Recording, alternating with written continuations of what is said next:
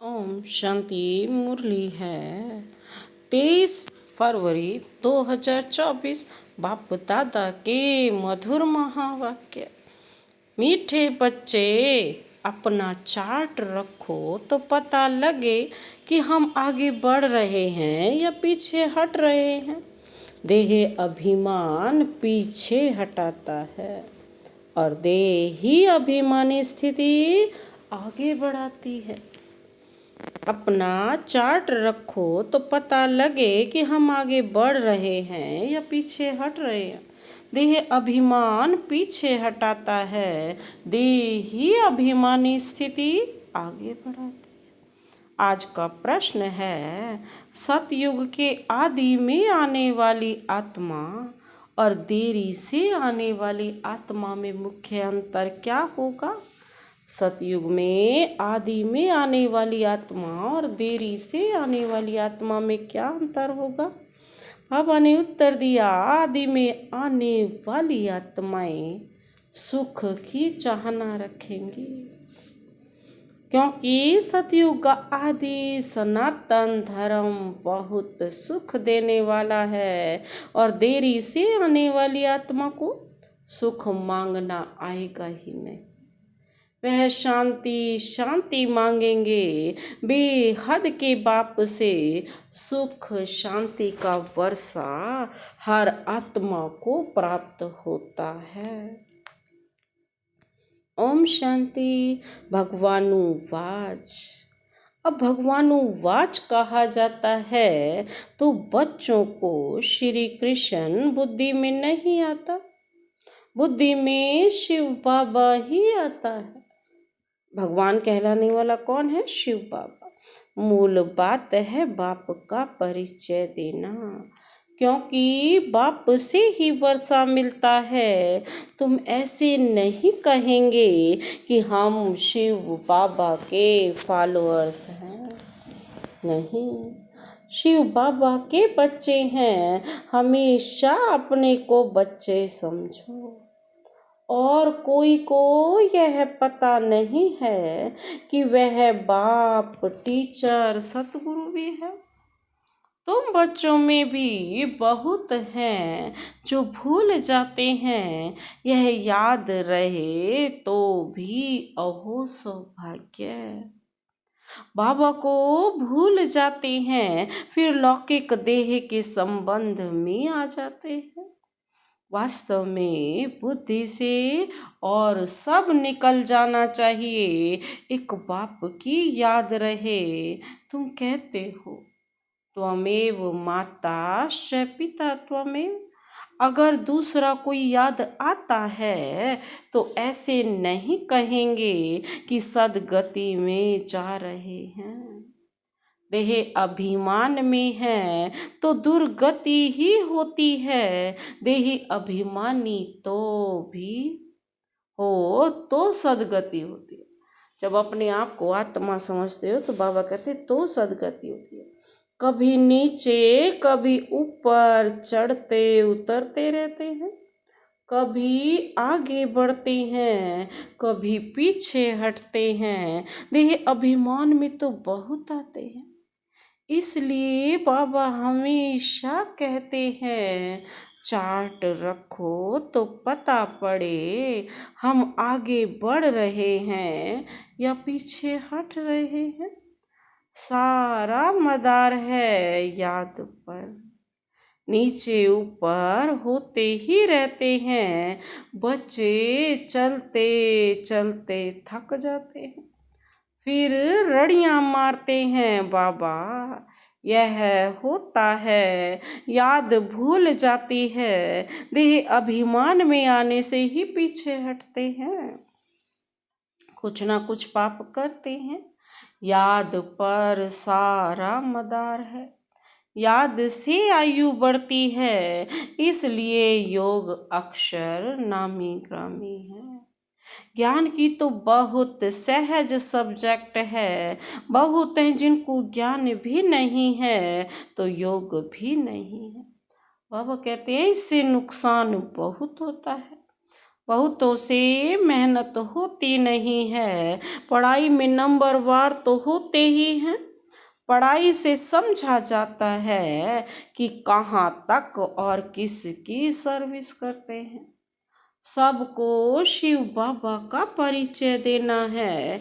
तुम जानते हो, बेहद का वर्षा एक ही बेहद के बाप से मिलता है।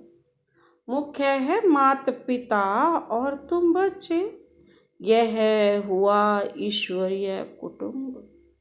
और कोई की भी बुद्धि में यह नहीं होगा कि हम शिव बाबा की संतान हैं। उनसे ही वर्षा लेना है, एक बाप को ही याद करना है, वह भी निराकार शिव बाबा। परिचय भी ऐसे दो, वह तो बेहद का बाप है, उनको सर्वव्यापी कैसे कह सकेंगे? भला उनसे वर्षा कैसे पाएंगे, पावन कैसे बनेंगे? बन ही नहीं सकेंगे। बाप घड़ी घड़ी कहते हैं, मन मना भव। मुझे याद करो, यह कोई भी जानते नहीं हैं। श्री कृष्ण को भी वास्तव में सब नहीं जानते। वह मोर मुकुटधारी यहाँ कैसे आएंगे? यह है बहुत ऊंचा ज्ञान। ऊंचे ज्ञान में जरूर थोड़ी डिफिकल्टी भी होगी, सहज नाम भी है। बाप से वर्षा लेना तो सहज है ना। बच्चे डिफिकल्ट क्यों समझते हैं? क्योंकि बाप को याद नहीं कर सकते। बाबा ने बच्चों को दुर्गति और सदगति का राज भी समझाया है। इस समय सब दुर्गति में जा रहे हैं। मनुष्य मत दुर्गति में ले जाती है, यह है ईश्वरीय मत। इसलिए बाबा कंट्रास्ट बनवाते हैं। हर एक मनुष्य अपने से पूछे कि हम नरकवासी हैं या स्वर्गवासी हैं। अब सतयुग है कहाँ, परंतु मनुष्य कुछ भी समझते नहीं। सतयुग को भी कल्पना समझते हैं। अनेक मत हैं, अनेक मत से दुर्गति होती है, एक मत से सदगति होती है। यह तो बहुत अच्छा स्लोगन है। मनुष्य मनुष्य को दुर्गति में ले जाते हैं, एक ईश्वर सभी को सदगति देते हैं। तो तुम शुभ बोलते हो ना, बाप की महिमा करते हो। वह सर्व का बाप है, सर्व की सदगति करते हैं। बच्चों को बाप ने बहुत समझाया है। भल प्रभात फेरी निकालो, बोलो हेवनली गॉड फादर हमको यह पद प्राप्त करा रहे हैं। अब नरक का अंत आने वाला है। समझाने में मेहनत तो करनी पड़ती है। एरोप्लेन से पर्चे गिरा सकते हो, हम तो एक ही बाप की महिमा करते हैं। वो ही सर्व का सदगति दाता है। बाप कहते, बच्चे मैं तुमको सदगति देता हूँ, फिर तुमको दुर्गति देने वाला हूँ कौन? कहा जाता है ना, आधा कल्प है हेवन और फिर हेल। रावण राज्य माना ही आसुरी राज्य, नीचे ही गिरते आते हैं। उल्टी रावण की मत से पतित पावन एक ही बाप है। हम बाप से विश्व का मालिक बन रहे हैं। इस शरीर से भी मोह निकाल देना है। अगर हंस बगुले इकट्ठे होंगे तो मोह कैसे निकलेगा? हर एक की सरकमस्टांस देखी जाती है। हिम्मत है, अपना शरीर निर्वाह आप ही कर सकते हो, तो फिर ज्यादा झट में क्यों फंसते हो। पेट बहुत नहीं खाता है, पेट बहुत नहीं खाता है, बस 2 रोटी खाओ और कोई फुरना नहीं। फिर भी अपने से प्रण कर लेना चाहिए कि बाप को भी याद करना है, जिससे सब विकर्म विनाश हो जाए। इसका मतलब यह नहीं कि धंधा नहीं करना है। धंधा नहीं करेंगे तो पैसा कहाँ से आएगा, भीख तो नहीं मांगना है।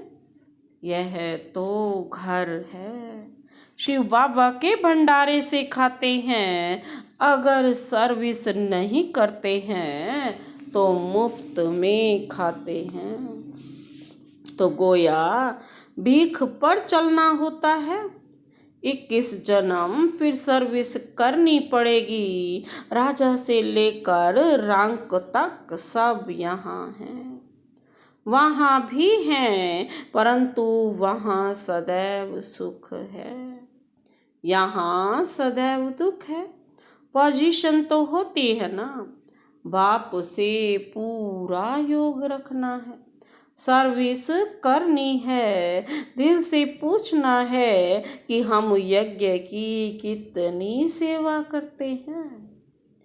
कहते हैं ईश्वर के पास सब हिसाब बना बनाया है, उनको साक्षी होकर देखा जाता है कि इस चलन से क्या पद पाएंगे। यह भी समझ सकते हैं कि श्रीमत पर चलने से कितना ऊंच पद पाएंगे, ना चलने से कितना कम पद हो जाता है। बाबा कहते यह सब समझने की बातें हैं। तुम्हारे पास प्रदर्शनी में कोई भी धर्म वाला आता है, बोलो बेहद के बाप से बेहद के सुख शांति का वर्षा मिलता है। बेहद का बाप ही शांति दाता है, उनको ही कहते हैं शांति देवा। अब कोई जड़ चित्र थोड़े ही शांति दे सकेगा। बाप कहते हैं तुम्हारा स्वधर्म है शांत, तुम शांति धाम में जाना चाहते हो, कहते हो शिव बाबा दो तो शांति दो, तो बाप क्यों नहीं देंगे। जब बाबा से मांगते हैं, बाप का तो काम है जो भी बच्चों ने मांगा उनकी सब आश पूर्ण करना।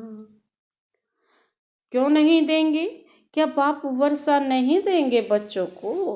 कहते हैं ना शिव बाबा सुख दो, वह तो हेवन स्थापन करने वाला है, तो सुख क्यों नहीं देंगे। उनको याद ही नहीं करेंगे, उनसे मांगेंगे ही नहीं, तो वह देंगे भी क्या। शांति का सागर तो बाबा ही है ना। तुम सुख चाहते हो, बाप कहते हैं शांति के बाद फिर सुख में आना है। पहले पहले जो आएंगे वह सुख पाएंगे, देरी से आने वालों को सुख मांगना आएगा ही नहीं। वह मुक्ति भी मांगेंगे, पहले सब मुक्ति में जाएंगे। पापा कहते वहाँ तो दुख होगा ही नहीं। तुम जानते हो हम मुक्ति धाम में जाकर फिर जीवन मुक्ति में आएंगे, बाकी सब मुक्ति में चले जाएंगे। इसको कयामत का समय कहा जाता है। वो सब का हिसाब किताब चुकता होने वाला है। जानवरों का भी हिसाब किताब होता है ना। कोई कोई राजाओं के पास रहते हैं, उन्हों की कितनी पालना होती है। रेस के घोड़ों की कितनी संभाल होती है, क्योंकि तीखे घोड़े होंगे तो कमाई अच्छी होगी। धनी जरूर प्यार करेंगे, यह भी ड्रामा में नूंद है, वहाँ यह होता ही नहीं। यह रेस आदि बाद में शुरू हुई है, यह सारा बना बनाया खेल है। बाबा कहते सृष्टि के आदि मध्य अंत को भी अब तुम जान गए हो। आदि में बहुत थोड़े मनुष्य होंगे, हम विश्व पर राज्य करते रहेंगे। हर एक समझ सकते हैं कि हम बन सकते हैं वह नहीं, हम बहुतों का कल्याण करते हैं, इसमें मेहनत करनी पड़े। जबकि बाप मिला है, दुनिया वाले तो आपस में लड़ते झगड़ते रहते हैं, विनाश के लिए क्या क्या बनाते रहते हैं। ऐसे ऐसे बॉम्ब्स बनाते हैं जिससे आग लग जाए। भंबोर को आग कोई काम थोड़े ही लगेगी, बुझाने वाला कोई रहेगा नहीं। ढेर बॉम्ब्स बनाते रहते हैं, उसमें गैस पॉइजन आदि डालते हैं, जो हवा चलने से ही सब खत्म हो जाएंगे। मौत तो सामने खड़ा है, इसलिए बाप कहते हैं वर्षा लेना हो तो लो, मेहनत करो, टू मच धंधे आदि में मत जाओ। कितना चिंतन रखना पड़ता है। बाबा ने इनको तो छुड़ा दिया, अब यह छी छी दुनिया है। तुम बच्चों को बाप को याद करना है, जो तुम्हारे विकर्म विनाश हो जाएं और बाप से वर्षा ले लेवें। बहुत प्यार से याद करना है लक्ष्मी नारायण का चित्र, देखने से ही दिल खुश हो जाता है। यह हमारा एम ऑब्जेक्ट है। भल पूजा करते थे, परंतु यह मालूम थोड़े ही था कि हम यह बन सकते हैं। कल पुजारी थे, आज पूज्य बन रहे हैं। बाबा आया तो पूजा छोड़ दी। बाप ने विनाश और स्थापना का साक्षात्कार कराया ना। हम विश्व के मालिक बनते हैं, यह तो सब खत्म होना है। फिर हम क्यों ना बाप को याद करें, अंदर में एक की ही महिमा गाते रहते हैं। बाबा आप कितने मीठे हो, तुम जानते हो हम सब आत्माओं का बाप वह एक ही है, उनसे ही वर्षा मिलता है। हम भक्ति मार्ग में उनको याद करते थे, वह परम धाम में रहने वाला है, इसलिए तो उनका चित्र भी है। अगर आया ना हो तो चित्र क्यों होता। शिव जयंती भी मनाते हैं, उनको कहा ही जाता है परम पिता परमात्मा। बाकी तो सबको मनुष्य या देवता कहा जाता है। सबसे पहले आदि सनातन देवी देवता धर्म था, पीछे और धर्म हुए हैं। तो ऐसे बाप को कितना प्यार से याद करना चाहिए। भक्ति मार्ग में तो बहुत रड़ियां मारते हैं, अर्थ कुछ भी नहीं जानते। जो आया महिमा करते रहते हैं, अनेक स्तुतियां हैं, बाप की स्तुति क्या करेंगे। तुम ही कृष्ण हो, तुम ही व्यास हो, तुम ही फलाना हो। बाबा कहते यह तो हो गई ना गलानी। बाप का कितना अपकार करते हैं। बाप कहते ड्रामा अनुसार यह सब मेरा अपकार करते हैं। फिर मैं आकर सर्व का उपकार, सर्व की सद्गति करता हूँ। मैं आया हूँ नई दुनिया स्थापन करने। यही हार जीत का खेल है, 5000 वर्ष का बना बनाया ड्रामा है। इसमें जरा भी फर्क नहीं हो सकता।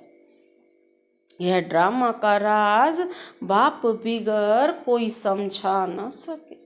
मनुष्य मत तो अनेक निकलती रहती हैं, देवता मत तो मिलती ही नहीं। बाकी है मनुष्य मत, हर एक अपना अकल निकालते रहते हैं। अब तुमको और कोई को भी याद नहीं करना है। बाबा कहते हैं और किसी को याद करने की आवश्यकता नहीं, सिर्फ मुझे याद करो तो वर्षा अपने आप मिल जाएगा। आत्मा सिर्फ अपने बाप को ही क्या करती, याद करती रहे। मेहनत करनी है जैसे भक्त भी मेहनत करते हैं ना, बहुत श्रद्धा से भक्ति करते हैं जैसे वह भक्ति है तुम्हारी, फिर है ज्ञान की मेहनत। भक्ति में कम मेहनत करते हैं क्या? गुरु लोग कहते रोज 100 माला फेरो, फिर कोठरी में बैठ जाते हैं, माला फेरते फेरते घंटा लग जाता। बहुत करके राम राम की धुनी लगाते हैं। यहाँ तो तुमको बाप की याद में रहना है, बहुत प्यार से याद करना है। कितना मीठे से मीठा बाबा है, सिर्फ कहते हैं मुझे याद करो और दैवी गुण धारण करो। खुद करेंगे तब दूसरों को भी रास्ता बताएंगे। बाप जैसा मीठा और कोई हो नहीं सकता। कलप के बाद तुमको मीठा बाबा मिलता है, फिर पता नहीं ऐसे मीठे बाप को क्यों भूल जाते हो। बाप स्वर्ग का रचयिता है तो तुम भी जरूर स्वर्ग के मालिक बनते हो, परंतु कट जंक उतारने के लिए बाप को याद करो। ना याद करने की ऐसी कौन सी मुसीबत आती है। बाबा कहते हैं क्यों नहीं याद कर सकते, क्या आता है, ऐसी दिक्कत होती है। बाबा पूछ रहे ऐसे कठिन शब्द तो बाबा बच्चों की अवस्था को देख करके ही बोलते हैं। क्या ऐसी मुसीबत कौन सी मुसीबत आती है, कारण बताओ। क्या बाप को याद करना डिफिकल्ट है, बाबा पूछ रहे हैं। अच्छा, मीठे मीठे सिकिल दे बच्चों प्रति मात पिता बाप दादा का याद प्यार और गुड मॉर्निंग। रूहानी बाप की रूहानी बच्चों को नमस्ते। हम रूहानी बच्चों की रूहानी बाप दादा को नमस्ते नमस्ते नमस्ते, गुड मॉर्निंग। शुक्रिया बाबा, शुक्रिया। धारणा के लिए मुख्य सार है, पहला पॉइंट है शरीर निर्वाह अर्थ कर्म जरूर करो, लेकिन टू मच झंझटों में नहीं फंसना है। ऐसा चिंतन धंधे आदि का ना हो जो बाप की याद ही भूल जाए, सिर्फ बाबा को याद करो। दूसरा पॉइंट है अनेक मनुष्य मतों को छोड़ एक बाप की मत पर चलना है। अनेक मनुष्य की मतों को छोड़ एक बाप की मत पर चलना है, एक बाप की महिमा गानी है, एक बाप को ही प्यार करना है, बाकी सब को से मोह निकाल देना है। आज का वरदान है बेहद की वैराग्य वृत्ति द्वारा पुराने संस्कारों के बारे से पुराने संस्कारों के वार से सेफ रहने वाले मास्टर नॉलेजफुल भव। बेहद की वैराग्य वृत्ति द्वारा पुराने संस्कारों के वार से ही सेफ रहने वाले मास्टर नॉलेजफुल भव। जो बेहद की वैराग्य में ही रहेगा तो उसके पास तो कोई संस्कार आ ही नहीं सकते, पुराने संस्कार। वो तो मास्टर नॉलेजफुल है। स्पष्टीकरण है, पुराने संस्कारों के कारण सेवा में व संबंध संपर्क में विघ्न पड़ते हैं। संस्कार ही भिन्न भिन्न रूप से अपनी तरफ आकर्षित करते हैं। जहाँ किसी भी तरह का आकर्षण है, वहाँ वैराग्य हो ही नहीं सकता। संस्कारों का छिपा हुआ अंश भी है तो समय प्रमाण वंश का रूप ले लेते हैं, परवश कर देता है। इसलिए नॉलेजफुल बन बेहद की वैराग्य वृत्ति द्वारा पुराने संस्कारों, संबंधों, पदार्थों के वार से मुक्त बनो तो सेफ रहेंगे। आज का स्लोगन है, माया से निर्भय बनो और आपसी संबंधों में निर्माण बनो। माया से निर्भय बनो और आपसी संबंधों में निर्माण बनो। अच्छा, ओम शांति।